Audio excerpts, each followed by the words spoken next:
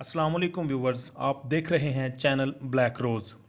Viewers, इस channel के तवज्जुद से हम आपको बताएंगे कि किस तरह भारतीय खुफिया एजेंसियों ने साबक भारतीय वज़ीर आज़म मिसेज़ इंदिरा गांधी के साम्राज्य या इक़्तिदार को दवाम बख्शने के लिए 1984 में भारतीय पंजाब के सिखों के खून की होली खेली।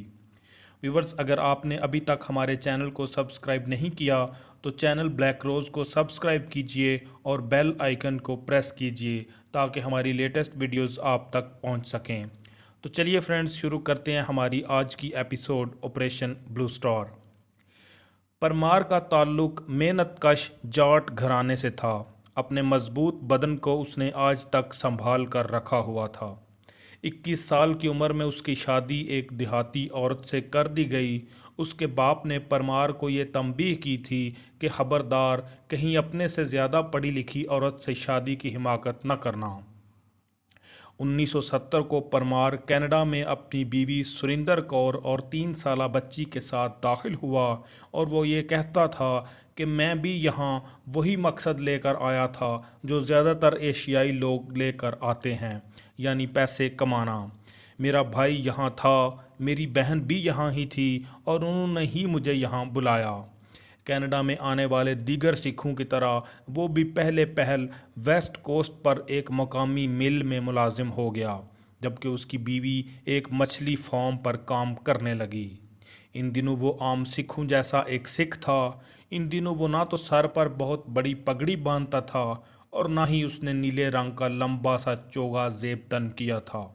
ना ही अपनी दाढ़ी को बेतहाशा बढ़ाया था और वो अपनी बीवी के साथ वैंकोवर के एक ज़मीन दोज फ्लैट में रिहाइश पजीर था। और तब उसकी ज़िंदगी का मकसद भी सिर्फ डॉलर ही कमाना था। परमार ने अब प्रॉपर्टी का काम शुरू किया तो देखते ही देखते उसकी अमारत में इजाफा होने लगा। 1989 तक वो सिखों में एक मतमूल शख्सियत शुमार होने लगा। 1989 में उसने एक मकान $2,60,000 में फ़रोख्त किया, जिसमें इसे बेतहाशा मुनाफा मिला। अगले साल उसने $3.5 लाख के मकानात बनाकर फ़रोख्त किए। इस दौरान उसका लाइफस्टाइल इतना बुलंद हो गया कि उसके ज़राए आमदन के मुतल्लिक दूसरे सिखों में चेमगोइयाँ शुरू हो गईं। वो कहता है, मैंने कई मकानात ख़रीदे और फ़रोख्त किए। खुदा किसी के हाथ में पैसे नहीं थमाता, वो इंसान को अकल देता है। अगर आप ढंग से अकल का इस्तेमाल कर लें तो आपको भी छप्पर फाड़ कर दौलत मिल जाएगी। जैसे जैसे बिजनेस में वो दिन रात तरक्की कर रहा था, तू मज़हब में उसकी दिलचस्पी बढ़ती जा रही थी। 1978 में उसने अमृत संचार किया और मुकम्मल सिख बन गया। सिख धर्म में मज़हब और सियासत साथ साथ चलते हैं। जैसे जैसे वो मज़हब में पुख्ता हो रहा था, वैसे वैसे उसकी मकामी सिख सियासत में भी शमूलियत बढ़ रही थी। अब वो 500 साल पहले वाला रिवायती सिख बन चुका था। मशरकी पंजाब में सिखों पर हिंदुओं के हाथों ढाए जाने वाले मजालम पर उसका एहतजाज और गुस्सा बढ़ता जा रहा था और ब्रिटिश कोलंबिया में वो सिखों की गुरुद्वारा सियासत में अहम किरदार अदा करने लगा। काश्तकारी करने वाला परमार अब जत्थेदार तलविंदर सिंह परमार बन चुका था। उसने अब मुस्तकिलन सिखों का रिवायती लिबास पहनना शुरू कर दिया था। उसकी पगड़ी सिखों की रिवायती पगड़ी से 1 फुट ज़्यादा बड़ी और बुलंद होती थी। सिख सामईन में अपने सुखी नाने और मखसूस पंजाबी लहजे के साथ जब वो खिताब करता तो लोग उससे खासे मरूब होने लगते। परमार का रहन सहन यकायक बदल गया। उसने अब नए ढंग से ज़िंदगी की शुरुआत कर दी। अब उसने खुद को जत्थेदार तलविंदर सिंह बब्बर कहलाना शुरू कर दिया। वो सिखों को शराब, सिगरेट और गोश्त से परहेज़ का सबक देने लगा। सिखों को दाढ़ी कटवाने और सर पर पगड़ी बांधे रखने की तलकीन करने लगा। उसने सिखी लिबास के साथ अपनी तस्वीरों के पोस्ट कार्ड हज़ारों की तादाद में छपवा कर तकसीम किए। हर कार्ड पर सिखों के गुरुओं की तालीमात दर्ज होती। उसने खुद को मजहबी रहनुमा के रूप में पेश किया और अपनी ज़ात पात को कुर्बान करके परमार के बजाय अपने नाम के साथ बब्बर लिखने लगा। अपनी तस्वीर के कार्ड पर परमार ने हज़ारों की तादाद में भारत में कार्ड तकसीम करवाए। कनाडा में तकरीबन हर गुरुद्वारे में उसकी तस्वीर दिखाई देने लगीं। सिर्फ कनाडा ही नहीं, अमेरिका, बरतानिया और दुनिया के दूसरे हिस्सों तक उसने अपनी तस्वीर और तालीमात वाले कार्ड तकसीम किए, और उसने अपनी पहचान सिखों के रहनुमा की हैसियत से करवा ली थी। पैरोकारों का एक टोला उसको मयस्सर भी आ चुका था। इस दौरान पंजाब में नरनकारियों और सिखों के दरमियान फसादात का आगाज़ हो चुका था। नरनकारी खुद को सिख कहते हैं, जबकि सिखों के नज़दीक उनकी हैसियत मुर्तद लोगों की है। परमार ने ऐलान किया कि नरनकारियों के कत्ल के लिए और सिखी मरबावा को बचाने के लिए पंजाब में सरगर्म अमल सिखों की हर मुमकिन मदद और मुआवनत वो करेगा। इस सिलसिले में उसने फंड्स जमा करने शुरू कर दिए, और 1978 में जब अमृतसर में नरनकारियों के साथ सिखों का तसादम हुआ तो इसमें सिख पुलिस की गोलियों से मारे गए।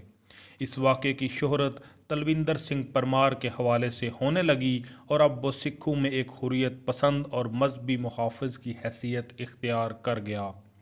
ये खिताब परमार को उसके एक पैरोकार अजायब सिंह बागड़ी की तरफ से दिया गया था। 1980 में वो अपने खुफिया और मुकद्दस मिशन पर पंजाब गया और नवंबर 1981 में वापस कनाडा आ गया। जब वो कनाडा वापस पहुंचा तो भारतीय हुकूमत की तरफ से उस पर कत्ल के केस दर्ज किए जा चुके थे, और वो पुलिस अफसरान के कत्ल में मतलूब था। ये खबरें कनाडा भी पहुंचीं तो परमार यहाँ एक हीरो की हैसियत इख्तियार कर गया। परमार के पैरोकारों के नज़दीक उसकी हैसियत एक मुजाहिदाना आज़ादी जैसी थी, और वो ख़ुद को ज़िंदा शहीद कहलाने लगा था। लेकिन जब कभी उससे ये सवाल किया जाता कि इतना अरसा वो पंजाब में क्या करता रहा है, तो वो सवाल के जवाब में खामोशी इख्तियार कर लेता और कहता कि उसने अपना सारा वक्त तबलीग में गुजारा। वो गांव-गांव घूमकर लोगों को सिख मज़हब की तबलीग करता रहा। अब लोगों को उसके इस मुतल्लिक उलझन सी रहने लगी। मुकामी सिख आबादी महसूस कर रही थी कि परमार बातें ज़्यादा करता है और काम कम। उसने अपना जोर प्रोपेगेंडे पर ही रखा हुआ है। पंजाब में सरगर्म अमल खालिस्तानी हुर्रियत पसंदों के नज़दीक उसकी हैसियत पराए फड्डे में टांग अड़ाने वाले से ज़्यादा और कुछ नहीं रह गई थी। उसके एक साबका पैरोकार सुरजन गिल ने कहा कि परमार कहानियों का हीरो बनकर सिखों पर रोब झाड़ना चाहता है, और हर आए दिन पंजाब से मुतल्लिक एक झूठी कहानी सुनाकर सिखों पर रोब गांठता रहता है। उसके खिलाफ एक और इल्ज़ाम बीबी अमरजीत कौर की तरफ से लगाया गया, जिसका खामंद अमृतसर में नरनकारियों वाली फायरिंग में मारा जा चुका था। उसने परमार पर इल्ज़ाम लगाते हुए कहा कि परमार ने उसके खामंद की तहरीक, जो उसने नरनकारियों के खिलाफ चला रखी थी, तबाह करके रख दी है। सुरजन सिंह गिल, जिसने अब खुद को परमार की कमांड से आज़ाद कर लिया था, वो ये महसूस करने लगा कि बीबी अमरजीत कौर के बयान में कोई ना कोई सच्चाई ज़रूर है।